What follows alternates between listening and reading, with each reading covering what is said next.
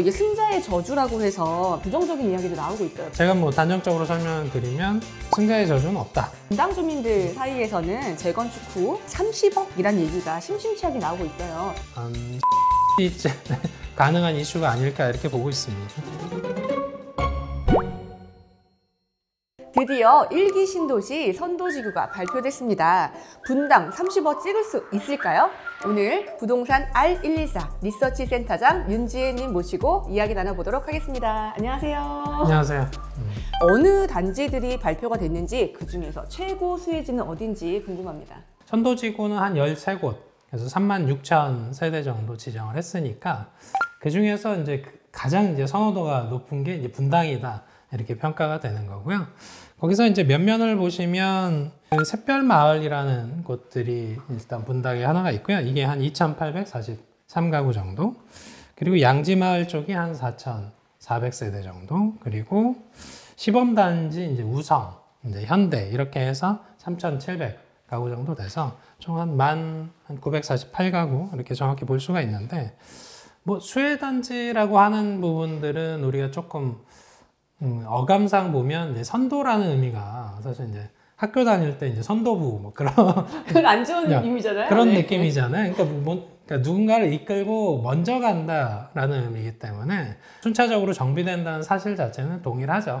근데 거기서도 먼저 했으니까 이제 우리가 이제 미래도시 펀드 이런 12조 원 조성하는 그런 자금들을 먼저 가져갈 수가 있잖아요.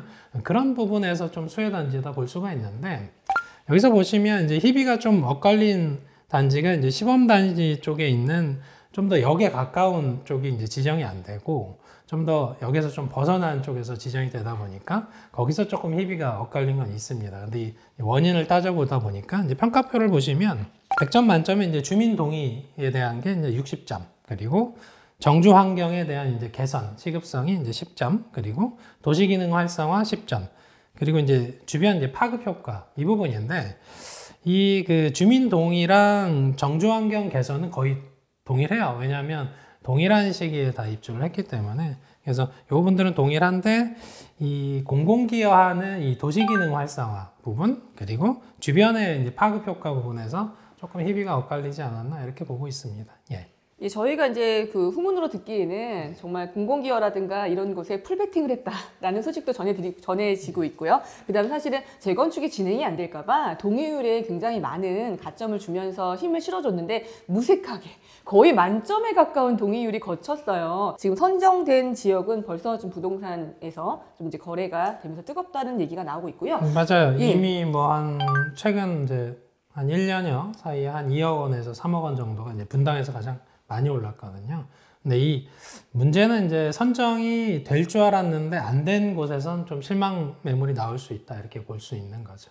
예. 다만 그것도 어차피 순차 정비 관점이니까 몇 년 사이에 그런 시점만 좀 조절만 있을 뿐이다 이렇게 보시면 크게 거기에 따라서 너무 이제 뭔가 우울해하거나 할 필요는 없을 것 같습니다. 예. 지금 이제 선도지구 발표와 맞물려서 또 궁금하신 게 2027년에 착공해서 2030년에 첫 입주를 일정으로 잡고 있다라고 해서 계획은 굉장히 좋은데, 그러면 차례대로 어떻게 이주를 할 거냐, 이거 도대체 가능하냐 이런 얘기 많이 나오고 있거든요.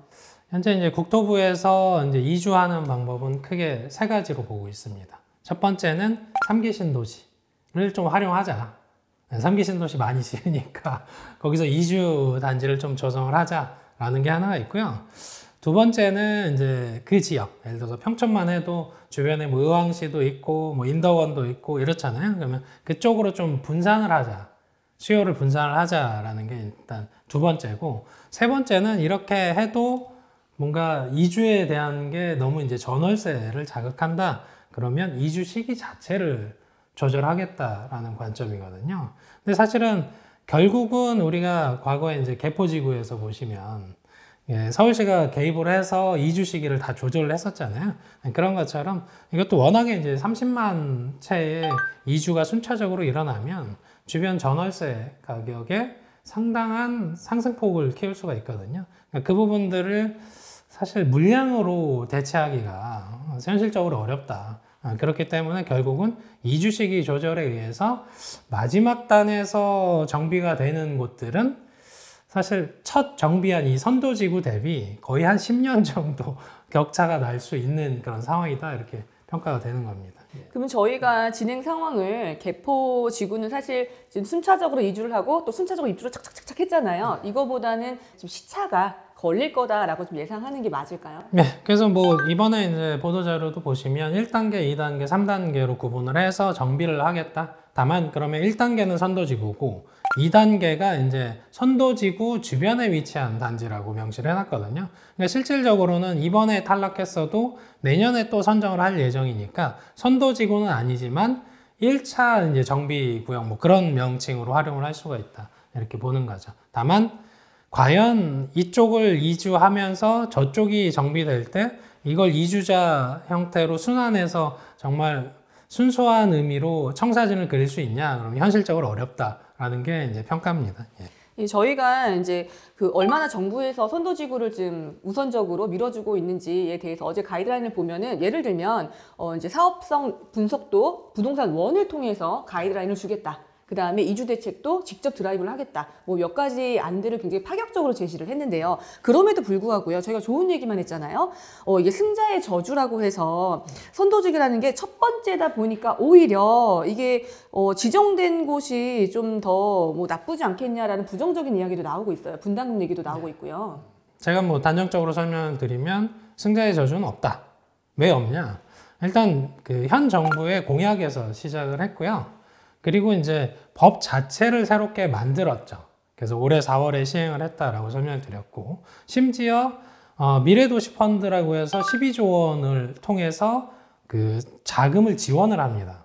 지원을 하고 허그의 보증, 공사비 보증까지 껴서 고밀 개발하는 거거든요. 저는 그 점이 되게 눈에 띄었어요. 원래 재개발하고 재건축 사업을 하다 보면 조합에서 자금 조달하는 게 굉장히 이슈가 되고 있는데 그것을 아예 해결을 해주겠다라고 해서 그 점을 되게 메리트 있게 맞아요. 봤거든요. 그러니까 선도지구는 자금난에 봉착할 가능성이 거의 없게 되는 거죠. 그리고 여기서 이제 분양대금에 의한 수익을 다시 이 펀드에 투입을 해서 이게 이 자금 관계가 순환하게 만드는 그런 구조인데, 처음에 이쪽을 아까 설명드린 것처럼 공약에 의해서 시작했고 국회 동의하에 법을 만들었고 시행을 했고, 이번에 선도지구 이제 1기 신도시 5곳에서 13개 구역에 36,000세대를 지정을 했는데 이게 망했다? 혹은 이게 수익률이 안 나온다? 그러면 나머지는 다 망하기 때문에 이 선도지구는 사실은 이 정부의 핵심 역점 사업 중에 하나라고 볼 수가 있고, 이게 잘 안 되면 국토부도 굉장히 지탄을 받기 때문에 여러 가지로 거기에 관련된 지자체부터 국토부, 정부까지 다 어떻게 보면 혼신에 합의되어 있는 지구이기 때문에 요건 일단 성공하고 시키고 본다야죠. 그 다음에 이제 후행적으로 이루어지는 지구들은 실패하는 곳들도 있겠죠. 지연되거나. 근데 그 선도지구에는 승자의 저주는 없다고 보시는 게 일단 맞을 것 안 같습니다. 돼도 되게 하라. 뭐 이렇게 그러니까 사업성이 안 되게 나오면 하라. 네. 용적률을 상향해서라도 사업성이 나오게 할 겁니다. 예. 그리고요, 지금 분당 주민들 사이에서는 재건축 후 국민평수 8사가 30억이란 얘기가 심심치하게 나오고 있어요. 이 가능성 있을까요? 국민평형 30억을 몇 년도에 달성하냐에 따라서 가능성 여부를 논할 수 있거든요. 그러니까 예를 들어서 이런 겁니다. 강남 4구에 위치한 강동구를 포함해서 그 지역도 평균이 지금 평당 1억을 넘진 않아요. 다만 이제 한강변 쪽에 위치한 반포, 잠원 일대 혹은 압구정 이런 데가 평당 한 1억 5천, 1억 6천 이렇게 나오는 거죠. 그것도 이제 그 반포 같은 경우는 신축에 의한 효과였죠. 근데 이제 그러면 서초구 전체가 그럼 평당 1억이냐? 아니거든요. 그럼 평당 한 7천에서 8천 정도 합니다. 그리고 이제 지금 굉장히 핫한 지역 중에 하나인 성수 쪽도 평당 1억을 안 하죠. 네, 물론 이제 아주 이제 펜트하우스 이런 건 평당 1억을 넘기도 합니다. 근데 중요한 포인트는 그러면 경기권의 이제 대장 중에 하나가 이제 판교, 분당, 혹은 이제 과천, 광명, 혹은 이제 위례 이렇게 이제 되는데, 서울 쪽에서 강남 3구가 평균적으로 평당 1억을 넘기 전까지는 분당에서 신축을 한 게 33평 전용 8사 기준으로 30억을 넘는 건 웬만하면 한 10년 뒤쯤에 가능한 이슈가 아닐까 이렇게 보고 있습니다. 예. 그리고 지금 분당을 그래서 비교적 안전한 투자처라고 생각을 많이 하시는 것 같아요. 인근에 있는 과천이라든가 판교가 분당에 있는 구축하고 가격이 지금 벌어져 있는 상태이기 때문에 기대 심리가 높은 것 같은데요. 현 시점에서 분당의 투자 가치 어떻게 보시나요? 예, 투자 가치 좋았죠. 예, 과거형이죠. 예, 왜 과거형으로? 왜 과거형이냐면 가격을 그 사이에 반영을 해버렸거든요. 기대감이 반영이 됐다는 거죠, 가격에. 무슨 얘기냐면 예를 들어서 설명드리면 동탄에 이제 GTX가 뚫릴 때 우리가 전용 84인데 그 20억을 막 초과하는 그런 건들이 막 늘어났잖아요. 예, 그때 뜨거웠죠, 진짜. 예, 그때 이제 문제가 되는 건 너무 빨리 오른 게 문제가 되는 겁니다. 예, 기대감이 너무 선반영됐다는 거죠. 마찬가지로 이제 분당 쪽 같은 경우도 최근 들어서 한 2억 원에서 3억 원 정도 미리 반영을 했잖아요. 그래서 지금의 시점에서 우리가 보통 그 오르는 것들이 계속 오른다라고 이제 잘못 인식하는 경우가 있는데 오르는 것들이 계속 오르려면 밑에서 받쳐줘야 되거든요. 근데 받쳐주는 정도가 지금 약해요. 무슨 얘기냐면 혼자 너무 이제 선도지구 지정 앞두고 혼자만 몇 개 단지만 기대감에 의해서 신고가가 나왔으니까 차라리 이 경우는 이미 선반영된 데보다는 아까 설명드린 것처럼 어차피 순차 정비라고 하면 그 선도지구 주변에 위치한 단지가 차라리 좀 저평가되어 있으면 그게 나중에 보면 수익률 면에서는 더 좋을 수 있다라는 거죠. 그래서 이미 반영된 거는 사실은 계속 올라가긴 어렵다 이렇게 보고 있습니다. 예. 분당에 지금 분당뿐만 아니라 지금 지정된 선도지구들은 이제 토지 허가 구역으로 지정을 하겠다라는 이야기도 나오고 있는데 이 부분 어떻게 보시나요? 뭐 이미 상업지 중심으로는 토지거래 허가구역 그렇죠. 지정은 했고 사실 근데 토지거래 허가구역에 대해서 한번 이제 여담입니다만 한번 설명을 드리면 자 우리가 이제 서울에 토지거래 허가구역이 굉장히 많잖아요. 가격이 빠지고 있나요? 좋은 곳이다라고 나라에서 찍어줬죠. 아니, 뭐 그런 의미보다 네. 토지거래 허가구역을 이렇게 잘못 인식하시면 토지거래 금지구역인 줄 알아요. 근데 아니잖아요. 토지거래 허가구역이잖아요. 그러면 일정한 조건에 맞으면 허가해주겠다는 거죠. 초반에 허가를 너무 안 해줘서 그랬나 봐요. 그리고 반려를 많이 했었잖아요. 맞아요. 그래서 직접 거주하면 허가해주잖아요. 맞습니다. 그러니까 우리가 잘 생각해보면 그래서 토지거래 허가구역으로 지정된 곳들은 거래량이 주는 거지 가격 조절 기능은 없습니다. 토지거래 허가구역 때문에 가격이 빠진 사례가 없어요. 그냥 예를 들어서 거래량이 한 10,000건 하다가 50건이 되긴 하죠. 왜냐하면 파는 사람도 조건에 맞아야 팔 수 있고 사는 사람도 조건에 맞아야 살 수 있게 되니까 그 관점에서 보시면 토지거래 허가구역으로는 투기 수요 차단은 좀 어렵고 결국은 저는 이제 솔직히 그 말씀드리면 그러니까 선도지구 지정과 동시에 그 이후에 매입하면 현금 청산 대상으로 삼아야 된다고 봤는데 그걸 또 안 막았더라고요.